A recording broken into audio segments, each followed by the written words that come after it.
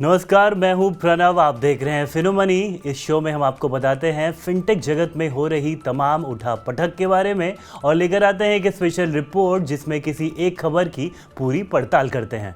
Fintech industry पे पड़ने वाले उसके असर को समझने की और आपको समझाने की कोशिश की जाती है। तो चलिए सब आगे बढ़ते हैं और सबसे पहले जानते हैं कि आज के शो में हम आपको क्या खास दिखाने वाले हैं। सबसे पहले हम आपको बताएंगे फोन पे के नए ऐप पिन कोड के बारे में। क्या है ये ऐप और ई कॉमर्स की दुनिया में कैसे ला सकता है एक बड़ा बदलाव।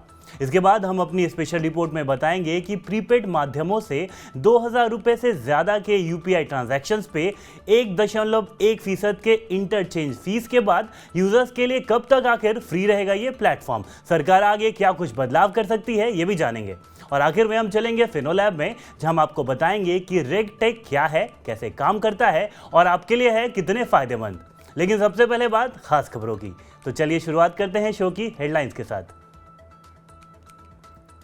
फोनपे ने ओएनडीसी नेटवर्क पर एक नया ऐप लॉन्च किया है। इस ऐप का नाम है पिन कोड। इस ऐप पर यूजर्स ग्रोसरी, फूड, फार्मा सहित 6 अलग अलग कैटेगरीज में प्रोडक्ट्स खरीद सकेंगे। पिन कोड एक hyper local e commerce discovery platform है। इसे सरकार के सपोर्ट वाले open network for digital commerce यानी ओएनडीसी पे डेवलप किया गया है। फिलहाल ये ऐप केवल बेंगलुरु में लाइव हुआ है और जल्द ही देश के बाकी शहरों में भी इसे लॉन्च किया जाएगा। रिजर्व बैंक ने एसबीएम बैंक इंडिया लिमिटेड के कॉर्पोरेट कार्ड्स को ब्लॉक कर दिया है। ये कार्ड्स कई फिनटेक कंपनियों के साथ भागीदारी में दिए जा रहे थे। पहले से जारी कार्ड्स के लिए अब दोबारा केवाईसी कराना होगा। रिजर्व बैंक के इस आदेश से स्टार्टअप्स और फिनटेक इंडस्ट्री को ट्रांजैक्शंस में करना पड़ सकता है दिक्कतों का सामना। एसबीएम बैंक के 44 से ज्यादा कंपनियों के साथ है टाई अप। यूपीआई के लिए वित्त वर्ष 2022-23 का अंत शानदार रहा है। मार्च में पेमेंट प्लेटफॉर्म पर 8.7 अरब ट्रांजैक्शंस प्रोसेस किए गए। यूपीआई की शुरुआत के बाद से यह सबसे बड़ा आंकड़ा है। ट्रांजैक्शन वैल्यू 14 लाख करोड़ रुपए से ज्यादा रही है। वहीं पूरे वित्त वर्ष में 84 अरब ट्रांजैक्शंस हुए, जिनकी कुल वैल्यू करीब 140 लाख करोड़ रुपए थी। NBFC tech company Avanti finance ने 2.4 करोड़ डॉलर का फंड जुटाया है। ये फंडिंग उसे रेबो बैंक ग्रुप और आईडीएच फार्म फिट फंड से मिली है। इस फंड का इस्तेमाल कंपनी अपने पार्टनरशिप्स का विस्तार करने सहित दूसरे कामों में करेगी। कंपनी ने इससे पहले पिछले साल अक्टूबर में 1.5 करोड़ डॉलर का फंड जुटाया था। बेंगलुरु में शुरू की गई कंपनी की स्थापना 2016 में हुई थी। पेटीएम के यूपीआई लाइट फीचर्स के यूजर्स की संख्या 43 लाख हुई। पेटीएम पेमेंट्स बैंक ने पेटीएम सुपर ऐप के जरिए अब तक 1 करोड़ से ज्यादा ट्रांजैक्शंस रजिस्टर किए हैं। पेटीएम पेमेंट्स बैंक ने फरवरी 2023 में यूपीआई लाइट फीचर की शुरुआत की थी। यूपीआई लाइट फीचर पेटीएम के जरिए सिंगल क्लिक के साथ तेजी से रियल टाइम ट्रांजैक्शंस में करता है मदद। इससे सिंगल टैप में 200 रुपए तक के स्मॉल वैल्यू ट्रांजैक्शन पूरे किए जा सकते हैं। तो हेडलाइंस के बाद अब बढ़ते हैं अपनी खास रिपोर्ट की तरफ, जहां हम समझेंगे प्रीपेड इंस्ट्रूमेंट्स के जरिए यूपीआई पे मर्चेंट को किए गए 2000 रुपए से ज्यादा के पेमेंट पर 1.1% तक की इंटरचेंज फीस लगाने जाने के बाद क्या अब यूजर्स को भी आगे यूपीआई ट्रांजैक्शंस पर फीस चुकानी पड़ सकती है और आखिर कब तक फ्री रहेगा यूपीआई। तो ये सब समझने के लिए चलिए देखते हैं हमारी ये स्पेशल रिपोर्ट।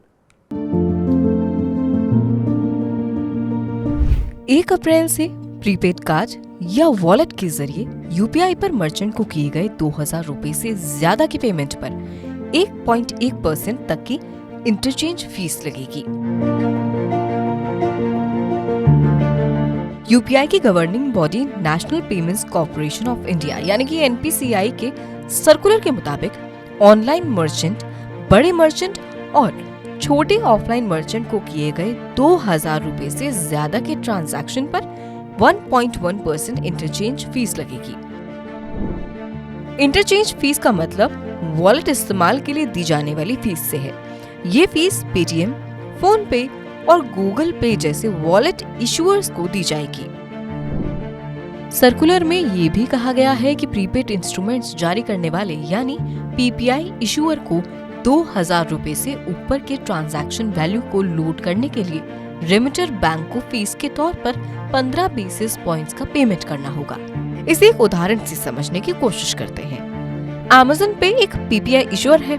किसी कस्टमर ने अपने पीएनबी बैंक खाते से 2500 रुपए Amazon पे वॉलेट में डाले तो Amazon पे रेमिटर बैंक पीएनबी को ट्रांजैक्शन लोड करने के लिए 15 बीपीएस का पेमेंट करेगा।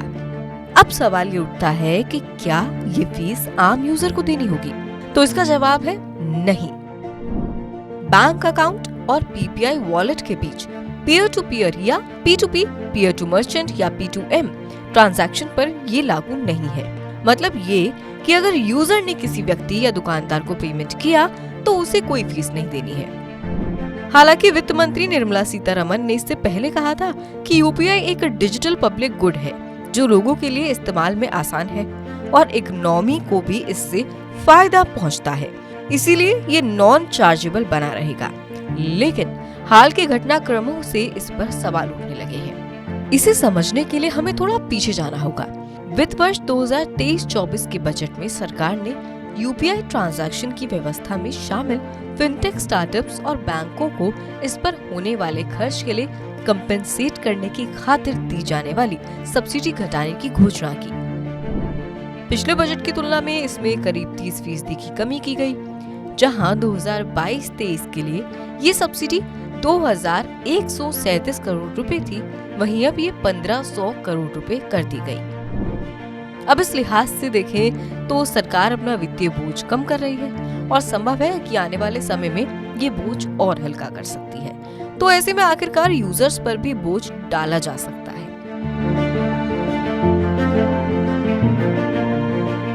यहाँ एक और बात ध्यान देने लायक है। हाल ही में आईआईटी बॉम्बे ने अपनी एक स्टडी में ऐसा कुछ सुझाव दिया है जिसे मान लिया गया तो यूजर्स को यूपीआई ट्रांजैक्शन पर फीस चुकानी पड़ेगी। इस स्टडी में यूपीआई ट्रांजैक्शन के लिए जरूरी इंफ्रास्ट्रक्चर और फंड करने के लिए 0.3% की uniform digital payment facilitation fees यानी कि एक समान डिजिटल भुगतान सुविधा शुल्क लगाने का सुझाव दिया गया है।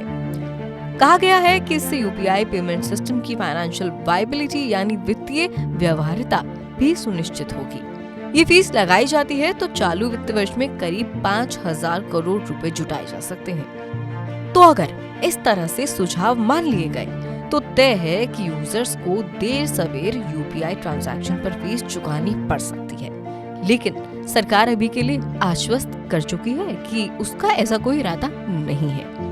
अब देखना होगा कि यूपीआई ट्रांजैक्शन कब तक फ्री रहता है। तो उम्मीद करते हैं कि इस रिपोर्ट से यूपीआई ट्रांजैक्शन से जुड़ी पूरी कहानी आप अच्छे से समझ गए होंगे। अब यूजर्स के लिए आगे जो कुछ भी होता है, जो भी आपके मतलब की खबर होती है, वो हम आपको बताते और समझाते रहेंगे। अब शो के आखिर हिस्से में चलते हैं अपने फिनो लैब में, जहां हम आपको कुछ टेक्निकल शब्द के मायने समझाते हैं। और इस कड़ी में आज हम बात करेंगे रेगटेक की। रेगटेक यानी रेगुलेशन टेक्नोलॉजी की, कि ये क्या है, कैसे काम करता है और फिनटेक की दुनिया में इसका क्या योगदान है। रेगटेक या रेगुलेटरी टेक्नोलॉजी फिनटेक इकोसिस्टम में एक जरूरी सबसेट है जो फिनटेक इंडस्ट्री के रेगुलेशन और कंप्लायंस सेगमेंट से जुड़ी चुनौतियों का समाधान पेश करता है। रेगटेक कंपनियां इनोवेटिव टेक्नोलॉजी डेवलप करती हैं जिससे वित्तीय संस्थानों को ज्यादा सही और कारगर तरीके से रेगुलेशंस को फॉलो करने में मदद मिलती है। हालांकि भारत में फिनटेक इंडस्ट्री में रेगटेक का इम्प्लीमेंटेशन अभी भी शुरुआती चरण में है। इसमें देश की फिनटेक इंडस्ट्री में बड़ा बदलाव लाने की क्षमता है और ये इससे ज्यादा कुशल और प्रभावशाली बना सकता है। बिग डाटा और मशीन लर्निंग टेक्नोलॉजी के इस्तेमाल के साथ रेगुलेटरी टेक्नोलॉजी कंपनी के कंप्लायंस डिपार्टमेंट के रिस्क को कम करती है। ऐसा वो ऑनलाइन होने वाले मनी लॉन्ड्रिंग गतिविधियों का डाटा उपलब्ध करा के करती है, जबकि ये गतिविधियां पारंपरिक कंप्लायंस टीम की नजर से बचकर निकल जाती हैं। Regulatory technology tool digital payment के क्षेत्र में होने वाली दिक्कतों या गड़बड़ियों की पहचान करने के लिए ऑनलाइन ट्रांजैक्शन की निगरानी करते हैं। रेगुलेटरी टेक्नोलॉजी कस्टमर एक्सपीरियंस को बेहतर बनाने के लिए मदद करते हैं। इस वजह से कस्टमर फिनटेक प्रोडक्ट्स और सर्विस का इस्तेमाल करने के लिए एनकरेज होते हैं। साथ ही इससे फिनटेक कंपनियां और उसके कस्टमर्स के बीच भरोसे का निर्माण करने में भी मदद मिलती है। अब जाते जाते एक आखिरी ज़रूरी बात जो है रियल एस्टेट से जुड़ी, प्रॉपर्टी मार्केट से जुड़ी हर छोटी बड़ी जानकारी के लिए देखें मनी9 का वीकली शो मकान दुकान। लेकिन ये शो देखने के लिए आपको डाउनलोड करना होगा मनी9 का ऐप। तो देरी ना करें, तुरंत डाउनलोड करें हमारा ये ऐप। तो आज के लिए फिनोमनी में इतना ही। हमारे साथ बने रहने के लिए आपका बहुत बहुत शुक्रिया। अगले एपिसोड में आपसे फिर मिलेंगे और तब तक आप देखते रहिए मनी9 और हमारे दूसरे कार्यक्रम। नमस्कार।